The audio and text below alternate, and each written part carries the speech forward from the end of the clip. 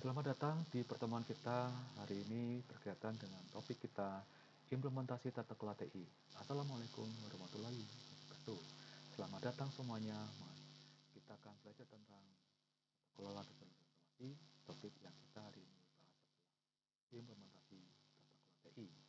Nah, hari ini kita akan coba untuk mengetahui bagaimana topik-topik yang akan kita pelajari berdasarkan perencanaan implementasi tata kelola TI, faktor-faktor kunci keberhasilan siklus implementasi tata kelola TI, strategi implementasi, permasalahan penerapan tata kelola TI. Implementasi tata kelola TI di sini berkaitan dengan implementasi tata kelola TI yang merupakan suatu proses interaktif yang berkesinambungan. Yang dimaksud di sini adalah setiap siklus yang menghasilkan cara kerja baru yang menjadi rutinitas lembaga dalam sebuah organisasi. Tidak mungkin diharapkan dapat sempurna. Kenapa? Karena dia sekali jalan, tapi dalam beberapa asa. Implementasi tata kelola TI tidak jauh berbeda dengan inisiatif atau proyek TI lainnya. Maksud yang dimaksud adalah menuntut definisi yang jelas tentang tujuan atau proyek Carter.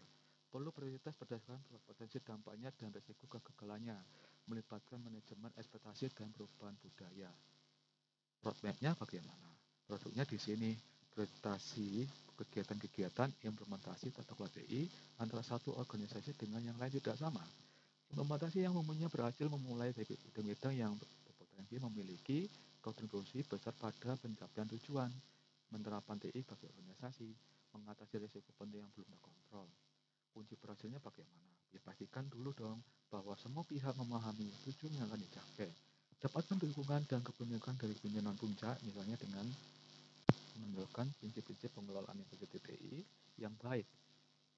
Hindari kesan hanya bertujuan memperluas kekuasaan pengelola TI. Hindari pendekatan checklist yang tidak berfokus pada tujuan yang jelas. Jadikan penerapan tata kelola TI sebagai suatu program penyempurnaan organisasi secara bertahap. Kunci keberhasilan sebenarnya adalah samakan ekspektasi bahwa penerapan tata kelola TI yang berhasil membutuhkan waktu dan penyempurnaan yang berkesinambungan. Sadari bahwa penerapan juga melibatkan perubahan budaya, motivasi yang insentif adalah salah satu kunci utamanya. Secara bertahap, fokuskan mulai dari bagian paling mudah diimplementasikan dan memberikan dampak yang signifikan. Pastikan bahwa hasil implementasi diserap menjadi bagian dari operasional sehari-hari. Nah, di sini adalah siklus implementasi tata kelola TI dimulai dari identifikasi kebutuhan yang isinya adalah membangun kesadaran dan komitmen manajemen, menerapkan ruang lingkup, mengevaluasi risiko, merumuskan kerangka kerja tata kelola, mempersiapkan tim program implementasi. Kemudian langkah berikutnya dilakukan dengan perumusan solusi. Nah, di dalam perumusan solusi ini terdapat evaluasi tingkat maturitas saat ini, menerapkan target tingkat maturitas, analisa kesenjangan dan identifikasi kebutuhan perbaikan. Kemudian tentang perencanaan implementasi. Nah, perencanaan implementasi ini bisa kita lihat bahwa perlu adanya merumuskan proyek-proyek implementasi, merencanakan proyek-proyek implementasi. Nah, langkah berikutnya dilakukan dengan melakukan implementasi solusi. Di dalam implementasi solusi ada pelaksanaan implementasi, monitor program implementasi, evaluasi efektivitas hasil implementasi. Kemudian langkah selanjutnya dilanjutkan dengan tahapan operasionalisasi solusi dengan maksud agar bisa menjaga kelangsungan solusi, identifikasi target implementasi selanjutnya, dan langkah berikutnya adalah kembali ke identifikasi membangun komitmen pimpinan. Maksudnya apa? Merumuskan tujuan strategis tata kelola, yaitu realisasi manfaat TI, optimasi biaya, pengendalian risiko, dan sebagainya.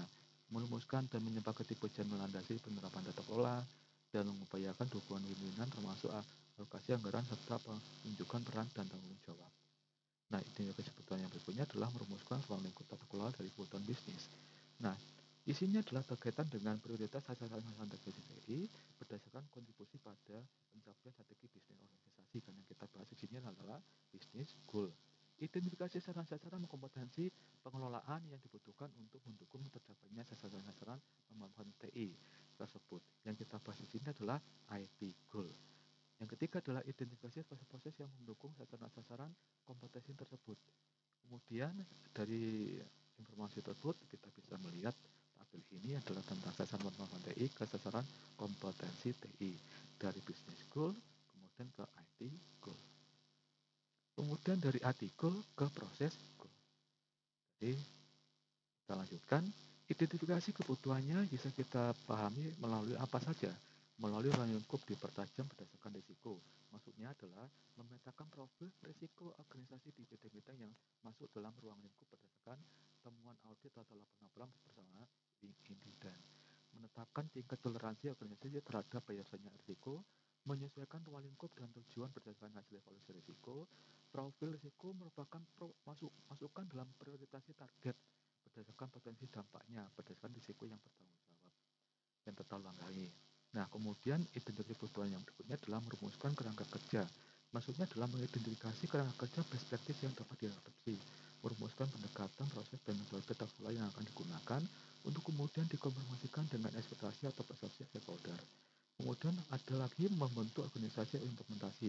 Artinya apa? Berdasarkan karakteristik kebutuhan disusun struktur organisasi tim implementasi atau KTI dengan peran dan tanggung jawabnya. Kemudian berkaitan dengan implementasi berikutnya kebutuhan yaitu merencanakan program implementasi yang isinya adalah merancang tahapan dan jadwalnya, mengalokasikan sumber daya yang dibutuhkan, mempersiapkan anggota tim implementasi termasuk training.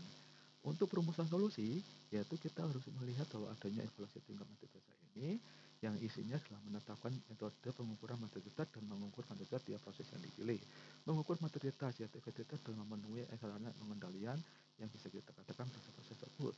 Yang kemudian ada menetapkan target tingkat maturitas dengan cara bagaimana? Dengan cara menetapkan target berdasarkan maturitas yang telah ditetapkan dengan mempertimbangkan hasil benchmarking di organisasi lain maupun antar unit di organisasi sendiri. Yaitu yang kedua menyesuaikan target dengan kendala-kendala yang bisa dikatakan kita melihat secara waktu, kemampuan, dan sebagainya. Nah, perencanaan implementasi yang kita bisa lihat di sini adalah dengan cara bagaimana? Dengan cara satu, menetapkan proyek implementasi dengan tahapan mengidentifikasi proyek-proyek sesuai hasil yang manfaat dan kebutuhan sumber dayanya, termasuk kegiatan pendukung, sosialisasi penataan fungsi dan organisasi penambahan SDM, pelatihan, implementasi alat dan guru, dan sebagainya. Kemudian menganalisa kelayakan proyek terpilih bersama manajer di bidang-bidang proses yang terkait sebagai proyek owner. Prioritas pada proyek dengan dampak tinggi, kesulitan rendah, yaitu yang dimaksud adalah kesenangannya kecil. Nah, perencanaan implementasi berikutnya adalah bisa dengan cara merencanakan program implementasi dengan jalan merangkai proyek yang terpilih menjadi satu program dengan pentahapan yaitu jadwal yang disesuaikan dengan urutan ketergantungan antara proyek serta kesediaan sumber daya. Dan kemudian yang kedua adalah menyepakati tolak ukur keberhasilan implementasi dalam konteks pencapaian tujuan-tujuan penerapan TI. Nah, implementasi solusinya bagaimana caranya? Yang pertama adalah dengan cara pelaksanaan implementasi. Pelaksanaan implementasi ini berhubungan dengan pengembangan, uji coba, penyempurnaan mekanisme tata kelola. Kemudian ada monitor program implementasi. Nah, di dalam monitor program implementasi ini, itu ada beberapa langkah yaitu mengevaluasi tingkat keberhasilan program implementasi, yaitu tingkat penyelesaian, ketepatan jadwal, dan sebagainya. Ada yang bisa juga dilakukan dengan analisa penyimpangan dari target untuk merumuskan langkah koreksinya dengan cara melaporkan langkah berikutnya dalam melaporkan hasil evaluasi pada stakeholder. Nah, operasional solusi bisa dengan langkah menjaga kelangsungan solusi, yaitu formalisasi dan melakukan pijakan terhadap proses serta peran dan tanggung jawab. Bisa juga karena identifikasi target implementasi selanjutnya berdasarkan hasil evaluasi terhadap keberhasilan implementasi dan prioritas pencapaian tujuan-tujuan teman TI, maka diidentifikasi dan disepakati target implementasi selanjutnya. Kemudian di sini ada 4 komponen utama program implementasi tata kelola TI seperti topik kita yang kita pelajari, yaitu yang pertama adalah penciptaan lingkungan kondusif bagi tata kelola. Yang kedua, pengelolaan program kerja yang terdiri dari beberapa proyek yang saling terkait. Yang ketiga, fasilitas perubahan cara dan budaya kerja. Yang keempat apa? Penyempurnaan efektivitas berkesinambungan berbasis pengukuran kinerja. Kemudian komponen implementasinya diantaranya adalah kita bisa melihat bahwa kegagalan implementasi tata kelola TI yang sering disebabkan karena lemahnya satu atau beberapa komponen kunci. Di antaranya adalah tata kelola perusahaan atau organisasi yang lemah, kelemahan dalam perencanaan program kerja, kurangnya keterlibatan pemangku kepentingan, kunci, fokus pada majoritas tapi merupakan efektivitas. Permasalahan penerapan.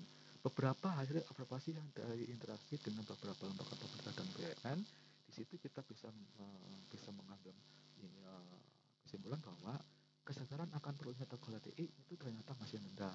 Efektivitas pelaksanaan tugas dan tanggung jawab pelaksanaan tata kelola TI masih rendah. Yang ketiga, struktur organisasi kelembagaan tidak cocok. Yang keempat, ketentuan organisasi tidak mendukung penerapan tata kelola TI. Yang kelima, keterbatasan jumlah dan kompetensi SDM. Yang keenam, implementasi tidak memperhatikan aspek kelayakan. Kemudian rendahnya kesadaran, itu biasanya seringkali kurangnya kesadaran disebabkan kebiasaan masa lalu ketika peran TI belum begitu strategis, yaitu bisa saja eksposur terhadap insiden-insiden kritis masih rendah. Pihak-pihak yang berperan kurang memahami tujuan penerapan tata kelola TI. Ini adalah penyebab dari rendahnya kesadaran. Nah, masalah tentang pelaksanaan SOP ini adalah pelaksanaan TI yang tidak efektif sering disebabkan karena SOP yang mengatur tugas dan tanggung jawab yang belum mempan. SOP terlalu bertele-tele sehingga dinilai tidak efisien. SOP dibuat terlalu sederhana untuk mengurangi beban pihak manajemen, tetapi menjadi tidak efektif. Yang ketiga, tidak ada ukuran kinerja yang dilakukan atas outcome pelaksanaan tugas tata kelola. Kemudian masalah satuan organisasi bisa kita lihat bahwa penerapan TI membutuhkan pemisahan antara peran segregasi duty yang menuntut struktur organisasi fungsional yang sulit dipetakan ke struktur organisasi yang ada. Di antaranya yaitu berkaitan dengan struktur organisasi pengelolaan TI umumnya merupakan peninggalan masa lalu ketika peran TI hanya sebagai bagian pengelolaan data atau hubungan teknis. Penugasan fungsi terkelola yang tidak selaras dengan tugas job desk, struktur personil memindahkan pengaturan waktu, pengukuran kinerja, dan dipatuhinya segregasi of duty. Masalah ketentuan organisasi bisa kita lihat juga berdasarkan ketentuan tentang mekanisme dan peran dalam pengambilan putusan dalam tata kelola TI sehingga tidak selaras dengan aturan organisasi. Contohnya bagaimana? Contohnya adalah pada perusahaan komersial. Seringkali keputusan tentang investasi TI itu merupakan otoritas bagian keuangan saja. Prosedur penyusunan dan penggunaan anggaran yang tidak sesuai dengan aturan tata kelola TI. Yang keempat adalah ketentuan pengadaan yang menyulitkan pelaksanaan program TI jangka panjang. Yang keempat adalah pelaksanaan tata kelola TI belum masuk dalam KPI staff. Yang berikutnya adalah berkaitan dengan masalah keterbatasan SDM, yaitu adanya penerapan manfaat TI membutuhkan peran-peran fungsional yang tidak boleh dirangkap, sehingga membutuhkan jumlah SDM yang tidak dapat dipenuhi organisasi. Alokasi SDM organisasi yang menyangkut pada inti sehingga sulit menjustifikasi kebutuhan penambahan SDM. Kemudian masalah kecepatan implementasi juga jika kita lihat ada penyebabnya, yaitu tentang implementasi data TI sering terkesan dipaksakan hanya untuk mencapai target compliance tanpa memperhatikan tingkat kesiapan organisasi. Beban birokrasi yang berat akibat penerapan tata kelola TI menimbulkan efek keengganan atau kepatuhan, ketidakpatuhan. Ketika sesuai dengan konteks permasalahan organisasi menyebabkan konsep tata kelola TI sulit diyakini manfaatnya. Tidak terlihatnya manfaat dari beberapa inisiatif menurunkan semangat untuk melaksanakan aturan-aturan tata kelola TI. Nah, dari sini kita bisa belajar bagaimana implementasi tata kelola TI selama ini kita bisa pelajari. Nah, kan sampai di sini pembelajaran kita tentang tata kelola teknologi informasi dengan topik implementasi tata kelola TI. Sampai jumpa di pertemuan berikutnya. Wassalamualaikum warahmatullahi wabarakatuh.